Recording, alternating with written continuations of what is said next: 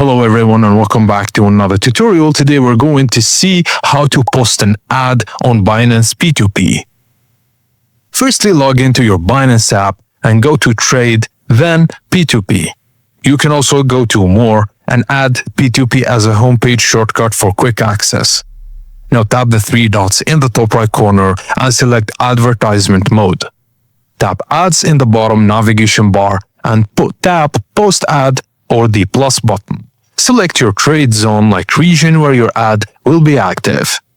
Now choose Buy or Sell and select the crypto asset and flat currency. Choose Fixed or Floating Price and then choose 95% margin, 5% below market and 105 margin, 5% above market. Just tap Next to continue. Now enter the total trading amount and set order limits. Add up to 5 payment methods and set a payment time limit. If counterparty doesn't pay within the limit, the order will be cancelled automatically. Now accept the terms and conditions and add your terms and auto reply. You can also include other instructions or requirements for buyers or sellers.